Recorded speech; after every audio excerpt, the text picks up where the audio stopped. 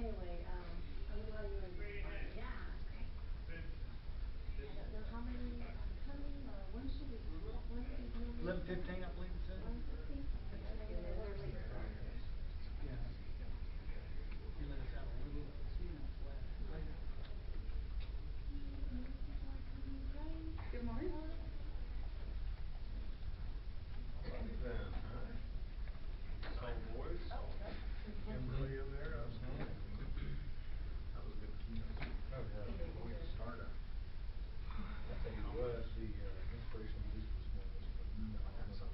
Yeah, that was a pleasure. How are you They today? had several CDs like that. I wondered if they're Yeah. all Yeah, that's what I was similar. wondering. Yeah, I was wondering the same thing. I was like, You ready to talk for an hour?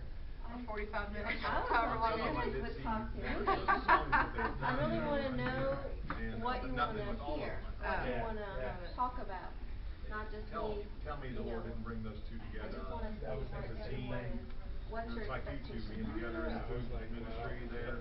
The Lord orchestrates it. Oh, he does. He does. You know? We're good. Jason is, she took care of Things me. working good? Yeah, Great. yeah, he's Good, dear. awesome.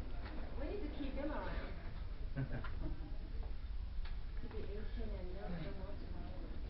It's a lot easier for them than it is for me. When we know how to do something, ask a teenager. That's right. That's how I started. I have to tell you, that's You how gotta I ask them started. 3 or 4 times because they're not listening the first time. That's true.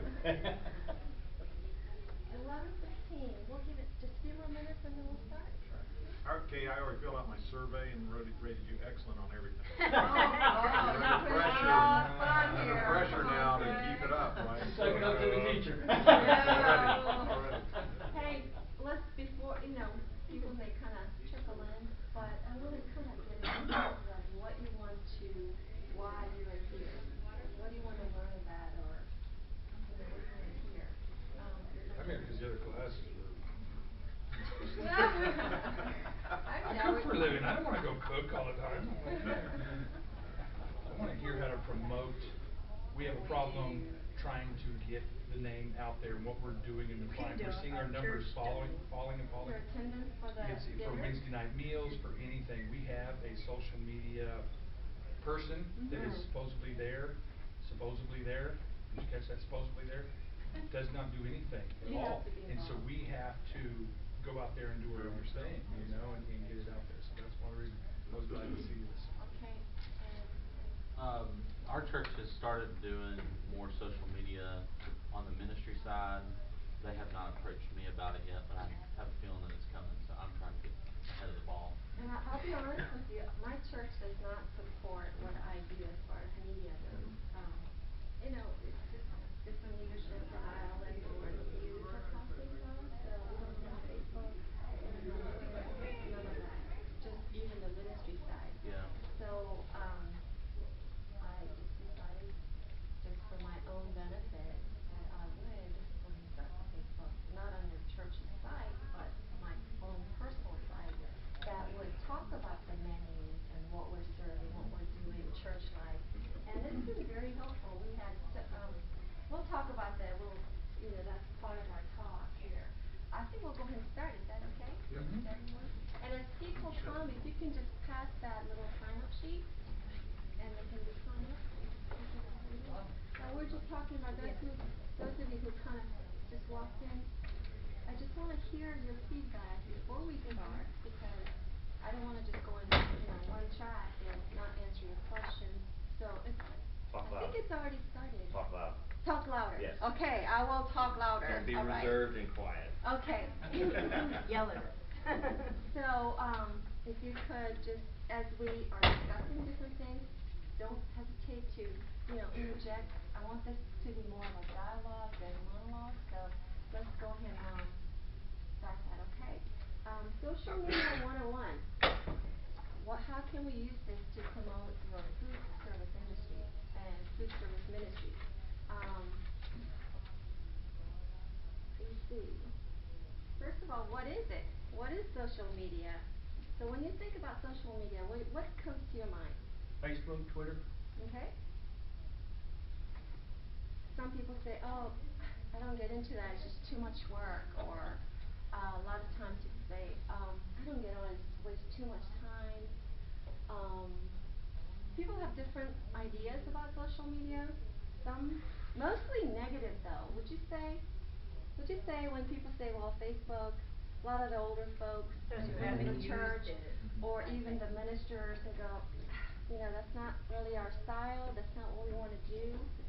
For me, I get a lot of more of a negative response than the positive within the church. A lot of the older folks, you know, don't have that. And I'm here because if I don't do this right, it can become a negative. Right. See, I want to learn to do it right and be active, and so I'm looking to, you know, do it right the right way. I don't know if the other, I'm sorry, Go ahead. I don't know if the other churches are noticing this, but I know our congregation is beginning to age a little bit, and I think you have a little bit more of a pushback against Facebook and Twitter because we don't understand it. And a lot of completely. people, especially the older folks, or people don't really use it as much, think it's really for the kids. You know, kids they connect and they interact on Facebook, Twitter, Instagram, whatnot, and they think it's more of a younger generation thing. But if So, we wanna reach them, right. we're gonna have to enter in. Let's talk about what social media is not. Okay? It's not all about technology. It's not about marketing promotion only, and I think our speaker talked about that. It's not about, you know, producing followers, losing followers. It's not about you or us. It's not an overnight solution, quick fix. It's not a replacement or standalone, a destination. You can do all that. It's not a quick return of investment. It's not a fad. It's not going away. It's here to stay. And it's not a rocket science where you go. And some of you actually already told me, I don't even know how to set up a Facebook account or Twitter. I don't even know how to do that. But it just takes a little step-by-step instruction, but it's not something that you have to go, oh, I don't get that. And it's free. A lot of them are free. I thought you said it's not free. Oh, it's not free. I mean, it's, oh, wait a minute. So there is not. I thought, okay, there's a charge for okay. this. There is no charge. Okay. Free as in, it is not free as in, timeline. And that's Yes, what I'm gonna okay, explain. okay. Okay, thank you. So, and then we'll talk about what it is, right? So we talked about technology, right? Well, it's about relationship. Social media, you have to be social. You have to get involved. It's a relationship. It's listening, storytelling, inspiring. It's about the people that you are trying to reach. And it's a process and a journey and so forth. And it's a conversation. A lot of times, like TV, magazine, you know how messages as forwarded at you, they're given to you. But social media is more of a dialogue. It's conversation. It's a relationship. It's about people. So, the other one talked about time. It's not free. Well, it requires resources, time, people, and some money.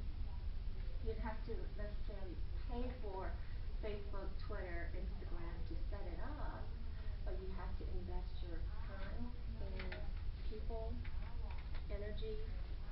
So that's what the difference is. Okay. There's so many out there.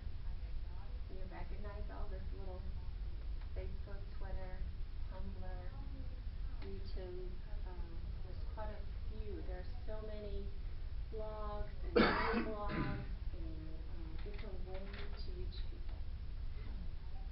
How many do y'all have Facebook? Who does not have Facebook? How about, do y'all have a Twitter? Anybody have a Twitter? As long as you're very on top of things. Do you use it? I have a personal Twitter, and I also have one that I started for the church. But my personal one, I look at it, I don't tweet anything really, and then I've done some on the church one, but not a lot. How about LinkedIn. LinkedIn, yeah, blog. Anyone is a blogger? You have a blog? Just starting one, yes. Starting one, okay. YouTube? No? All of that really just takes a lot of, time. Facebook, let's start with a Facebook. Over 1 million active members. That's a lot of people that you can reach and impact, right? It's mostly widely used and it's very easy once you set up to interact and get people involved. It's a great way for business to connect with existing customers, make new contacts. You can have dialogue. There's a reply section, right? You make a comment, you post something, and people will like it, and you can see their responses. You can reply, and you can have dialogue going. Weakness requires a lot of attention. It has to be.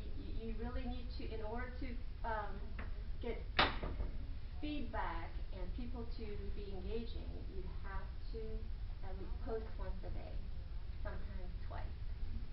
So, and it's limited when you're trying to brand your name, your church, for example. If you're trying to promote that and what you're doing, it's a little limited with that. And I wrote there, it requires a good bit of time. Okay. Twitter. Lauren has one. It's a microblog. It's a miniature blog. So the only downside is you can only put 140 characters, so you can't go on talking about it. You have to be very succinct, to the point. But you tell other people who are following you about what you're doing.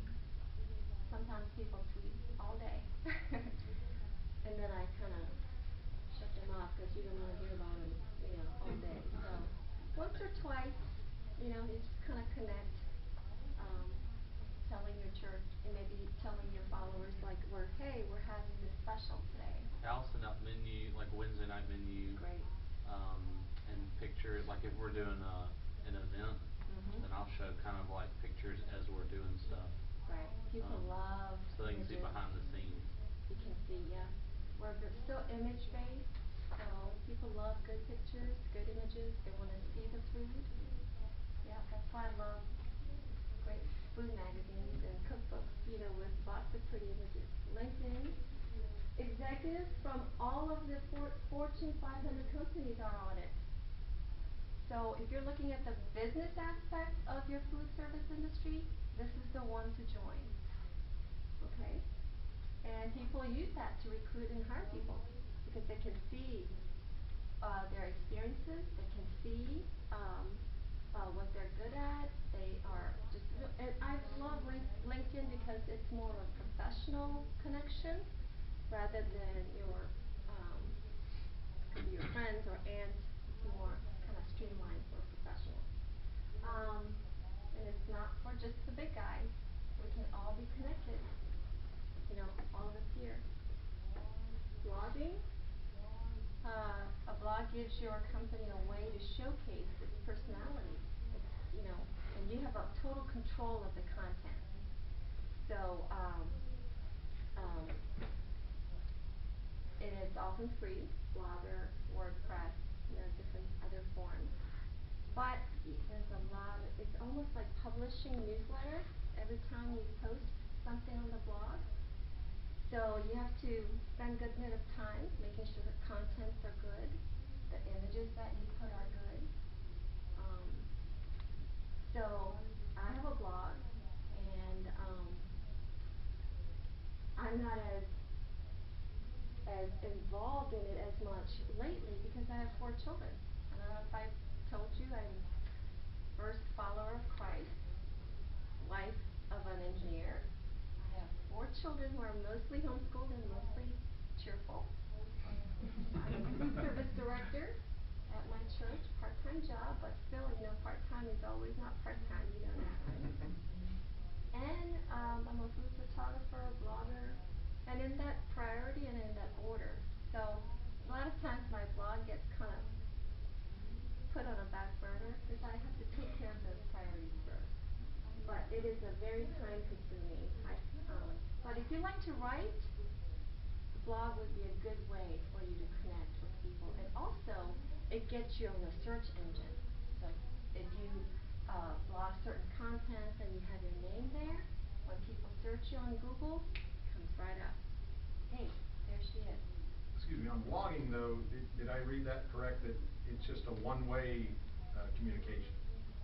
Or are they writing back to me and then I'm writing back to them? They comment. So it's like People comment, and you can see who's checking out your blog. There is whole, like with Blogger, you can look at the stats, what site will, how many hits you have on certain sites, and people follow you also. So you are. Whenever I put a blog post, I think about what would my reader like to read. Well, you want to share part of your life with them. So, yes, there are comments and you reply, and you also, a lot of bloggers follow each other, so you go to their blog and you see what they're doing. It's really about relationship. None of this is just one way. So is it like Twitter? That's my question. Twitter is more interactive than blog as far as relationship goes. What about writing? Blog is Write a story. Yeah. Look at her blog, it's lovely. Okay. Oh, There it is. Oh, YouTube. I wanted to kind of go over. This video is currently the fastest growing website feature for small businesses. Okay, adding video to your website can help you improve customer relationships and increase profits and brand awareness. A lot of times when let's say my refrigerator part broke and I'm searching that particular part online. Do you ever use yellow pages or white pages? I don't know about you, but I always go to the website first. And then I look at that particular part. I love it when they have that whoever's selling that part has a video how to fix it. They have a YouTube or Vimeo or one of these free video sites, and they show you how that's done. And I go, wow, I can do that, and I most likely will buy from that company. So a lot of these companies figure that out, and so they put little small video links, how to do certain things, and it works really well. It promotes your company it's a great way to promote it.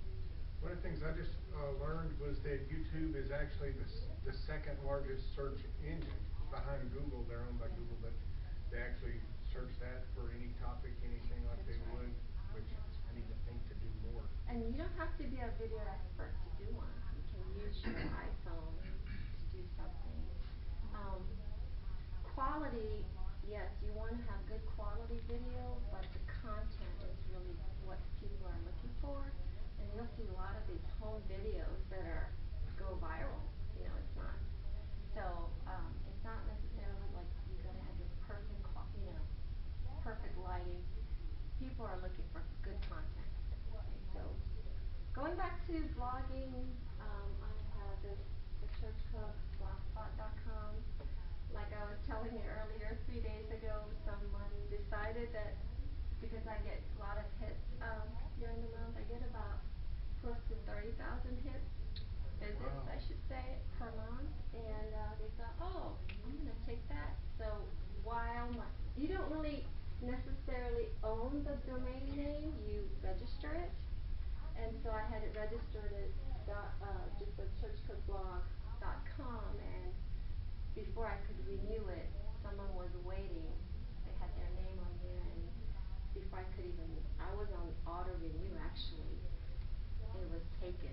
So next thing you know, when you search the church cook or K Heritage, and you click on that link, it would go to some random site.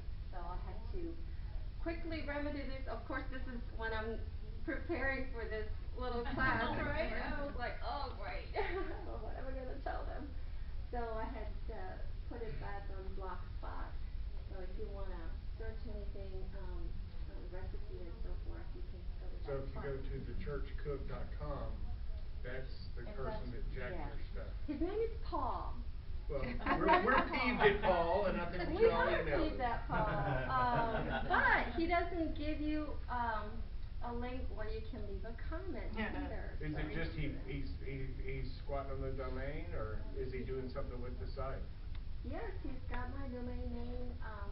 Actually, technically, he didn't. It's his, but he's got just random content and advertisement on there. It's not even related to cooking or church. So, anyway, it's a little. Just because of all your hits. Yes, because of He wants the to hit hits. your He can name. see that. So anyway, it's okay. And earlier we're talking about how pictures, people love images. They do. Good content, yes. Good images, yes. Very helpful. And I wanted to tell you that that was my very first post about 3.5 years ago when my daughter, who was 14 at the time, set up, because I didn't know anything about social media or blogging. But the only reason I really wanted to do that was because I wanted to leave the recipe in some kind of organized form for her. An only girl I have. So I said, well, she'll enjoy this. And plus, when you start cooking, you know how members come up to you, that was so good. Can you give me the recipe for that? And I'm going, now who was it that asked me that 2 days ago? Or you have to dig up, you have to make a copy. And it was such a hassle for me. I mean, I love them when they, when they want that recipe, but then I have to spend like 30, 40 minutes to try to get that for them. So I thought, I'm going to start a blog so they can access it from me. So that was my very first post picture. I just took my little point and shoot, and I didn't know anything about lighting, composition. I like, here, muffins. And now I look at it and go, ooh. But, you got to start somewhere. So I always, I leave it on there to remind me where I started from. And now, just playing with the camera, just learning from different people, I go, oh, you can actually have pretty images on mine. And that was really why I started looking at other food blogs, and I go, wow, how are their photos so much better than mine? So I start looking, oh, okay, they're using that camera or that lens. Okay, and believe it or not, I think food photography is harder than taking people pictures. At least people are smiling, and you think, well, it shouldn't be hard because they don't talk back at you or they don't move around. Well, to make it look appetizing, you really have to. It's harder. Now those weren't taken with iPhones, right? Not iPhone. Those are great. But actually, basic camera, basic Nikon. That was actually taken with D3000, which is a very entry level camera. Natural lighting is really important. So pretty images get attention. People like to look at pretty images. And also, I also try to tell. We talked about relationship, right? Your social media is about relationship. Well, with the pictures too, it's not about just avocados. You want to tell a story too with the pictures. You see how you can see the process of, it's not just the avocado, but there's some garlic. I can see that it has lime juice in there and edamame. So it's not just about one thing. It's not just about muffins, but it's the process. You want to tell your reader, the one who's coming to visit your blog, the story behind it. Like I said, it goes all back to relationship again. Hey, what is that you were making there? It's guacamole, but With edamame? with avocado and guacamole. It's on the blog. The recipe's on the blog. My husband and my daughter went to New York. My husband has some medical condition that he has to go to Sloan Kettering every year for. And, this dynamic duo goes to New York, and they went to this Mexican restaurant and had this guacamole. And they were raving. Oh, it was so good. It was so fresh. And they did it right in front of you with a little brick and mortar thing, and, whatever. And I said, okay. Now, my husband's an engineer, I told you, right? He doesn't talk about food very much. I do. He doesn't. So So when he was talking about all this guacamole here, basically what he was telling me was, "Okay, can you make that?" Okay, I get it. You know, being married 21 years, you kind of know what he's thinking. So, sure enough, I found that at a local Korean store, grocery store. The little stone brings, you know, Mortar and pestle. mortar and pestle, and I said, okay. Well, I had some edamame in the freezer, and I thought, well, I'm gonna incorporate it. It's the best recipe. So, if you want to go big or small, there's the recipe. Okay, a little bit about food photography. When people say, "Oh, your images are so great," I want your camera. That's exactly what they say when they see my fantastic camera. Wow, that's a great picture. What kind of camera is that? That's the first question that people ask. And I want to tell you, it's not about the camera. It's really, you can actually use point and shoot camera to get a really, really good picture. And I have lots of friends who are bloggers who use point and shoot because they don't want to fork out a couple thousand, or they can't carry it. That's a big camera to carry, right? So they can't carry it. They use slow point and shoot, and it works great. It's really the best use of your natural lighting that will take a good picture. You know, this fluorescent lighting is probably the worst thing you can do. But where do we work? The kitchen. So, I mean, you don't know how many times I would take the food that we're making in the my kitchen is in the basement, so you can tell there's no natural lighting there. I would take it over to the upstairs outside, you know, and I'm taking pictures, and they're like, "Oh, there goes he again." So whether it be brownies or spaghetti or whatever, I'm like taking it upstairs. And I'm like, okay. Do you take a picture of your food the day that you're making it? So like, do you do Wednesday night dinner?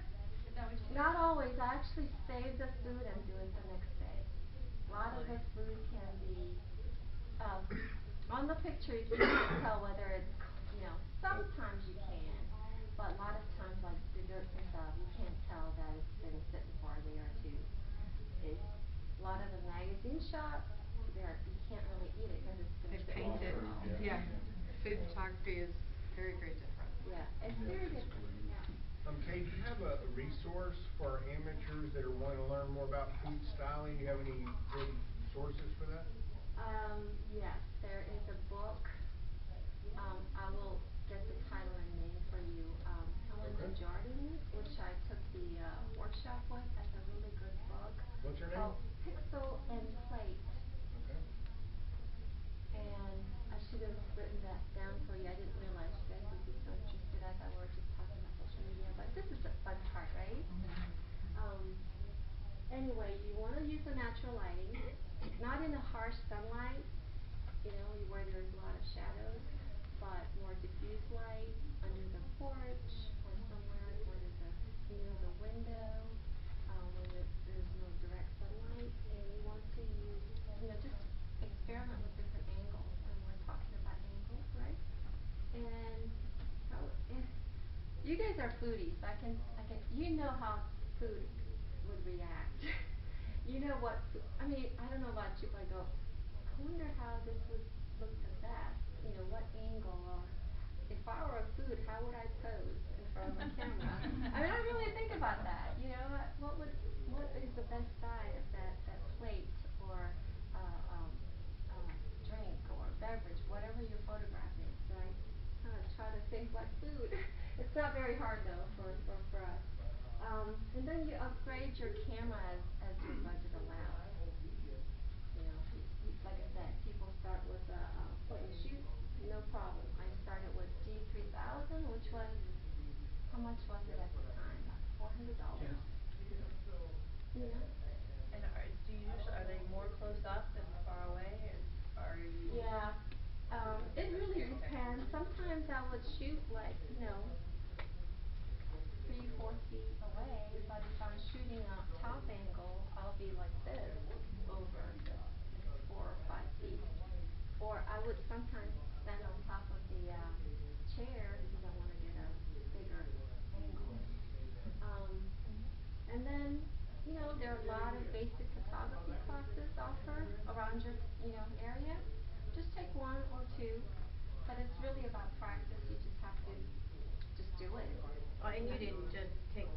food, you know, the one picture you had it on a plate with the fork and the drink next to it, and that makes it a whole new picture. Yeah, that's Makes right, it you're more telling a like a story. real newspaper. Exactly. It's all about relationships, it's about people, and you're telling a story. That's just a, you know, my first shot, remember my first shot of the muffins? Hello, blueberry muffins, you know, and that was it. But now you think, what would people think? What would they say when they see my photo, right? Tell you another great point of that just hit me, like, you know, if you had a rotating quarterly menu or something like that, imagine if you put in the church bulletin and you had a little book, you know, Twitter, website or on your Twitter, hey, here's Wednesday night meal, and they click on that and it shows a picture of the food that you've done in the past for that. Imagine how that ought to, You in my can catering business, it incorporate, always increase attendance. it gets people's attention. And like I said, I have my personal Facebook page that talks about the menu. We talk about special events that we do at church, and I post pictures, and it's linked to a recipe. Yeah, it's fun. Yeah. So you can do a lot with social media, right? Okay. So natural light, by window, under porch, never direct sunlight, create harsh contrast. Just like people, you know, when they're squinting in the sun, food does the same thing. So you want to avoid direct sunlight. Okay, so let's go back a little bit. If you have more questions about food photography, then you know, we can later during lunch talk more about it. Definitely not a session. Let's go back to social media. So what do you want to share? You tell them about what you're doing, whether you talk about menu, special events at church, food prep. You know, you guys know a lot of shortcuts, don't you? Well, share that on Facebook. Like, oh, this is what I do when I don't have a lot of refrigeration space. I put everything in a Ziploc baggie. People don't think, you know, like, oh, really? That's a great idea. You want to share something they will benefit from. Okay? Offer rich and useful content. Cooking tips, we talked about that. Event planning. My webpage has a tab you can click, and it will show you how I normally plan events and how I prep, how many days ahead. Because when you're cooking for 300-400 people, right? You gotta prep ahead. And people who want to have family of 10 or 20 over to their house, the same method, it's just in a larger volume, right? So you want to share that. Share all this vast knowledge of cooking with your readers. They'll love it. Okay? And engage your readers. It's not just like, okay, one way. You want to have a little conversation. And I do that a lot with the Facebook reader. They'll say, oh, you know, I love that, what you did the other day. You know, what did you use? And I'll go, well, I did this. But the other readers are also looking into it. They're reading our comments. Do you just have one Facebook page? Actually I have a personal one. Yeah. And then I have the page, Church Cook page. Yeah, and I wouldn't want to go back and forth that with me. Yeah, because some things just don't mix. Yeah, You like know? I have friends who could care less. Right. But the church, so you have one that's on the church website, is that? Church Okay. website and Facebook page for that. And what's nice is that I would go ahead and post something like church event, that we may have some like graduation pictures of the kids who graduated from our church. I would put that on Facebook because that's a church cook fan page. But I would personally go and share that with my friends. So that way you kind of cover both So you can post on both at the same thing, or? I just share it. So I would have it on okay, fan page, Church Cook fan page. But personally, I liked it, so I can go there and share whatever the content with my friends. So you kind of cover both things there, and it gives you a wider audience. Okay. Did that make sense? So what's the big fuss? What's the big deal? Right? I love this guy. What you talking about, Willis? 53% of consumers said they use Twitter to recommend companies or products in their tweets. Okay, over 15 million consumers go to social media channels before making purchase decisions. I go to Amazon.com when I want to buy something. I look at their comments and reviews. Right? It's great resource. 78% of people said that company social media posts impact their purchases. Okay? And you can read the rest. 75% people use social media to find or share information about brands. When I see something, we talked about the raving fans, right? So hey, if I like something, I'm going to tell my friends about it, right? When something, if I have a great tip on something or find a great product that my fellow foodies will love, I'm going to share that. And it's done through social media. I'm not going to call anybody one-on-one. It takes too much time, right? So this is a great way. And 81% of respondents indicate that friends' social media posts directly influence their purchase decisions. Actually this week, I have a friend who works on HP as a company that repairs and air conditioning units. He goes and installs the HVAC units, I guess. And he said, I'm just so swamped with work, but I really want to get to a point where I want to hire people, because he's doing all the work himself. And I said, well, do you have Facebook or any of that? He said, no, I don't. I don't even know where to begin. I said, well, good. Well, I'm teaching about social media, so let's see if this will really work. I took a picture of him and his work truck, and I think it's called Weather Doctors. And I said, okay, I'm going to create a Facebook page for you. So I did. I created a Facebook page and I told him, okay, I'm going to set everything up. All you need to know is this password and how to get in, and you can post things. Well, within 16 hours, he had 35 likes. And people commenting one after another, oh, we love Bubba. His name is Bubba, seriously. Amazing he didn't know about Facebook. He knew about it, but he just he just couldn't even think about starting one. Yeah. And so, and all these people who have used Bubba, like, oh, that's the most reliable guy, wonderful Christian, he is a great, so all this feedback. Now, he doesn't have to go and advertise.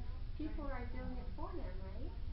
And so I handed that over to his wife, who has Facebook, but Bubba doesn't, but his wife does. I said, you can maintain this for him. Just once a day, post something useful for him, and it'll start, people are starting to, will know more about your business.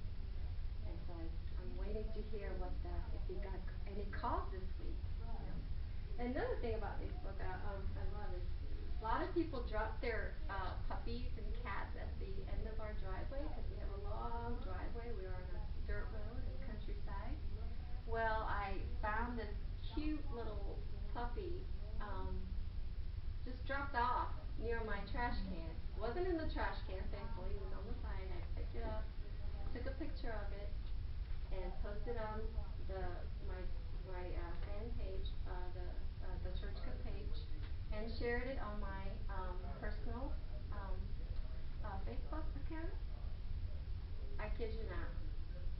1 hour, I had 3 people posted a comment. Oh, that is the cutest puppy. We're looking for a puppy. We want to get one. So the first person who commented on it got the puppy the next day.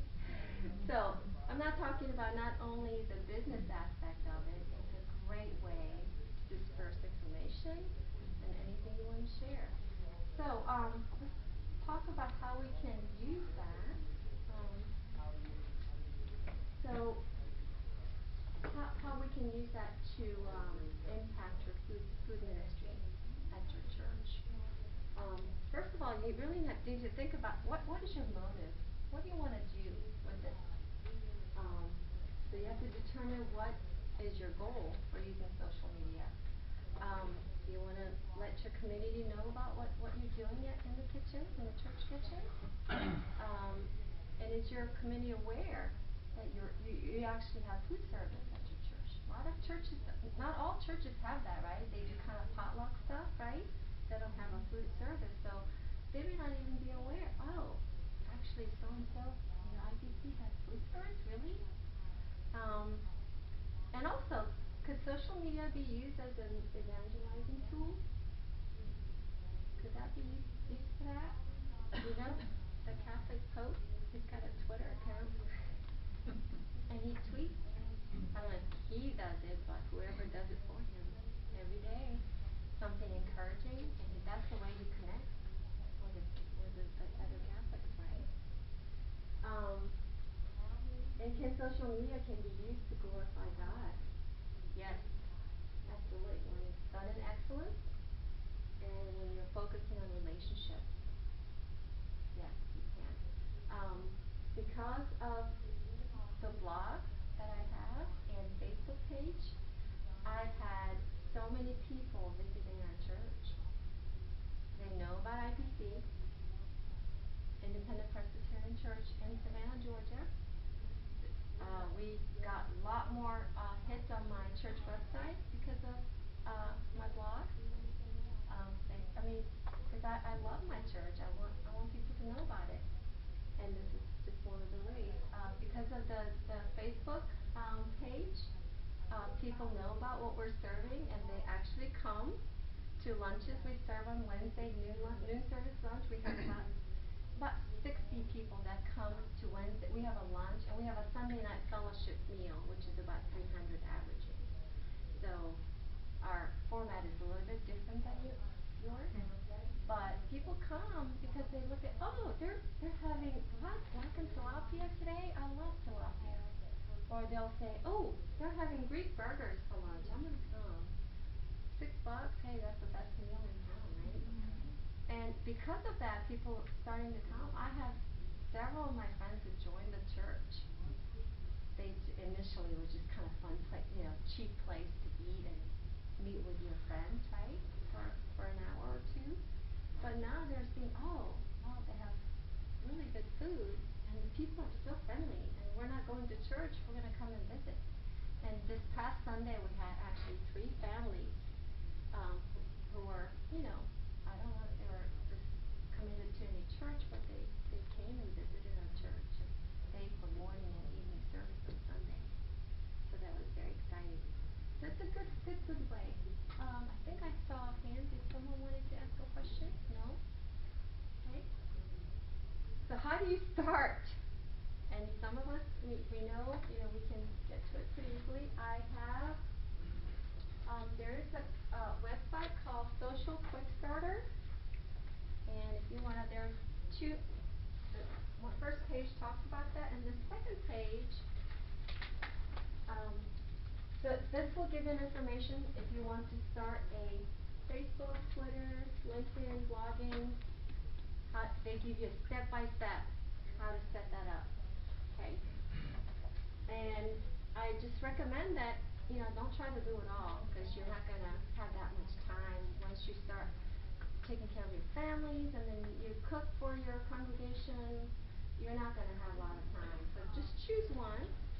I think Facebook is probably very easy to set up and somewhat maintain. So once you get really comfortable with one of the social media route, then you can kind of expand. So you recommend Facebook first? I don't really recommend one over the other. Every site has its own personality, and you have to kind of. I like LinkedIn because I don't have to manage it. I don't have to really post anything. I just join, and that might be a good thing to just all of y'all to join, because you are connecting with other people who are in a similar industry, and you can get a feedback and so forth. And maybe Facebook, because so many people are on that, and that would be a good way to connect. So maybe LinkedIn for sure, and then maybe Facebook will be the next. Twitter, gosh, unless you have iPhone and you can access it really quick, that might be and then blogging. If you love to write, and you can just produce a blogging actually is very hard for me because English is my second language, and I have so many grammar mistakes. My daughter actually edits the post for me before it's published. And then I have another friend, dear friend, who kind of looks over the content at times. So, blogging is not easy for me. Actually, I prefer Facebook and Twitter. And then the second page, I have Ann Boskamp's Blogger's Prayer. It kind of gives me a perspective of, yes, blogging, Twitter, Facebook, it's all great, but you have to really concentrate on the Lord and the people. So I'll just read just the first couple. It says, I am no longer my own blogger, but thine, O Lord. Refine me with each post how you will, rank me how you will, and put me to serve or put me to suffering. Let me post for thee or be put aside for thee, lifted high only for thee, or brought low all for thee. Do with me each post whatever you will, because you alone know best. When I first started blogging, the traffic that I get was important. How many followers I got was really important. And I started to concentrate on that instead of what's really important. It was the relationship with these people, not about numbers, right? And I started to spend way more time than I needed to, because you can sit there. You know how it is, right? You can sit in front of a computer, and next thing you know, an hour is gone. That extra hour could have been spent on my family, with my kids, my husband, making relationships stronger with my fellow church members. So you have to kind of balance that. I think balance is very important. You don't want to be so sucked into the social media where you kind of lose touch with what's important in your life. But on the other hand, it's necessary if you want to disperse information about your ministry, what you're doing at church. So I just pray for that balance for all of you and for me. Any other questions you guys have? Just to tell you, I have a really cool story about Facebook.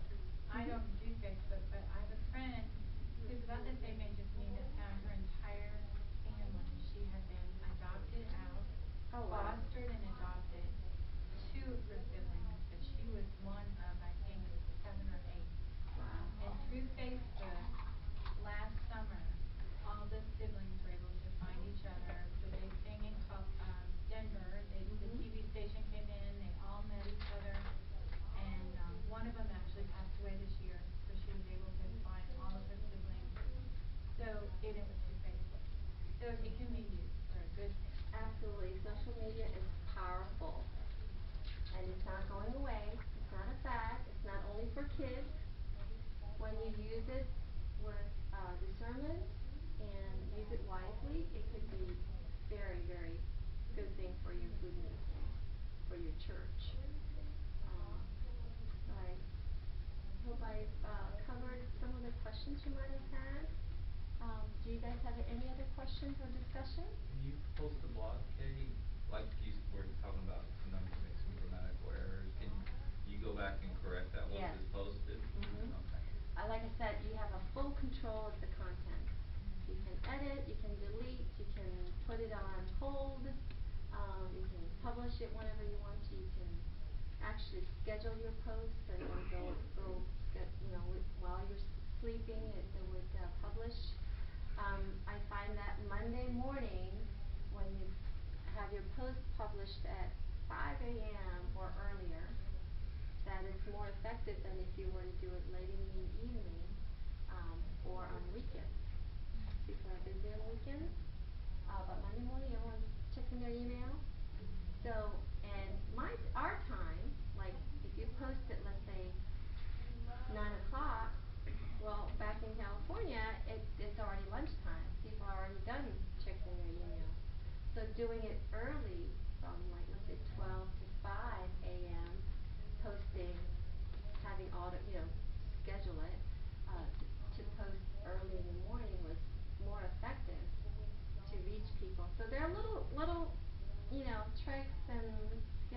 you develop as you, post different, these things on blogs or even on Facebook. And even my daughter tells me, oh, I never post at certain time of the day because my friends aren't on. So you kind of know your audience too, right? You kind of understand when they actually check. So she will post things that if she wants to get a response at like 5 p.m. on Facebook. If people are done work, they are having their dinner, and then right after they're looking at Facebook and so forth. So interesting, right? You kind of learn the different techniques to reach people a little bit better and more efficiently. Do you have a schedule that you're blogging, or do you just do it when you can? I used to do it twice a week, and it's become way too much for me. And this year by far has been the busiest for me in my life. I had a graduating, like I said, monthly homeschooling my children. I say that because one is in public school, charter school, and the 3 of them were homeschooled. And so they kind of do. You set the schedule and they kind of do their own thing, but you have to manage every hour. So it just was hard. Now I haven't posted. This month has been the craziest month ever in my life. So I have maybe got 2 in, but I hope to get back on track. But like I said, my priority is to take care of my family, be a wife, do my job, and then if I have time for blogging, then I'll do it. So I have to really change my perspective about, I got to blog post. If I don't, my followers are going to be disappointed. No, they're very understanding. They're happy when they can. So what you're blogging is only stuff you do at work, or are you doing food that you're creating at home as well as at work? I do both.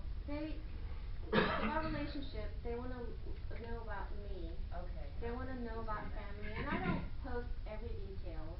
Right, of course. You want to have some privacy, but people want to know about who you are. It's about relationships, so they really want to know a little bit about your kids. I don't really post a lot about. I don't post names and so forth, but I say my daughter, my youngest son, so it's kind of anonymous. But are you posting more on Facebook? Because that's shorter. And do you do that for each Sunday and each Wednesday meal? Some meals are repetitious, so I don't. Like, you have a rotating menu, so I don't post, like if I've done it 6 weeks ago, I may do it, but then I would link a recipe for that new dessert we're doing. But I try to post about every day, every other day. On Facebook? Yeah, on Facebook. So that's important. They want to see your feed. They want to see your post on the feed. Consistently. So you have to have a presence there. I was going to say, we use Facebook, Twitter, texting at my job. I have a cafe page for all of those. Yes. And it's very simple to link them all together. So I post on Facebook, it tweets for me. Okay, I text, and there's a way to connect. With the text that I use, it's not a way to connect it, but there's a lot of ways to connect all those together. So that's right. LinkedIn can be connected to Facebook, connected to Twitter. So you use one, it sends it out to all of your sources for you. So literally every day, I have an alarm that goes off my phone, says update Facebook. I sit at my computer, I log into Facebook, which it's already logged in. I just open it. It takes me 30 seconds to type out my text. I cut and paste it to my texter. I cut and paste it to Facebook. I cut and paste it to email. Done in a minute and a half. So it's not overwhelming. Right. And I mean, Kay's real into blogging. I don't blog because I don't have that time.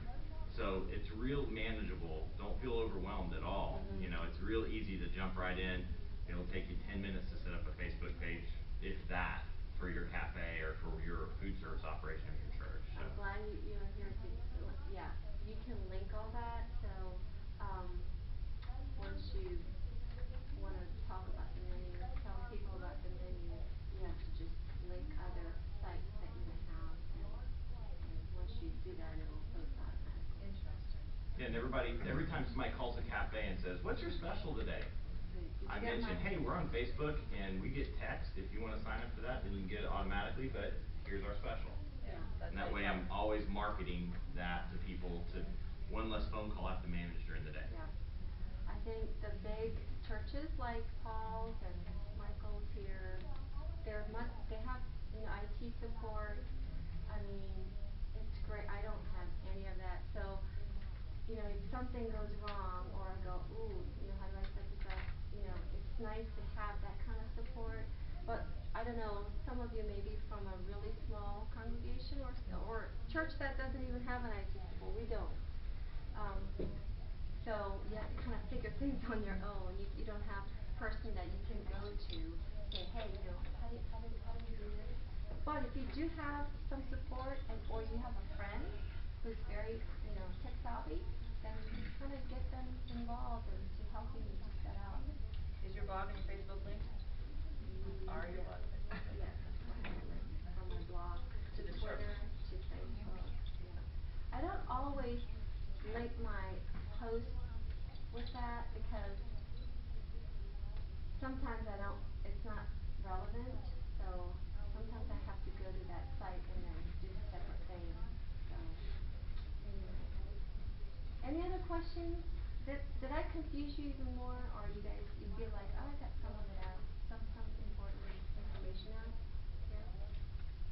If you have any questions, we were going to talk about food photography later. Yeah. You want to talk about food photography? Yeah. Okay. Like I said, you don't have to have a fancy camera. You can just start with a very basic. I think I have the same camera, so you just have to know your function. So that Pixel to Plate is the book that really talks about the function of your digital camera if you want to get into digital photography. And just when I sat down with my photographer friend, he talked nearly 45 minutes about lighting. And it was way over my head. I was like, whew! Like he was talking about Kelvin and how these type of lighting has so many Kelvin and other light had, wait. You're like, who's Kelvin? Yeah, who's Kelvin? Like, but thing to remember when you're not really a technical person is natural lighting. So that's number one. By your window, if you have a window access, and don't be afraid to take the food and take the picture next day. Because Wednesday night, it's dark already, you're inside, the food's gonna look horrible. With that muffin that I showed you. I mean, I took that at early in the morning because it was freshly baked. I mean, oh yeah, people will see how fresh this is. No, you can't see that on picture. But the light is very important. So start with a good lighting. Secondly, take a basic photography class that will help you to absorb the information a little bit quicker and better. So it's more exposure that you have about food photography. And also, thirdly, you look at other people's pictures. I often go to Food Gawker, Taste Spotting. If I'm taking a picture of avocado, for example, I type in avocado. I go to that site and I look at it and say, What is the site?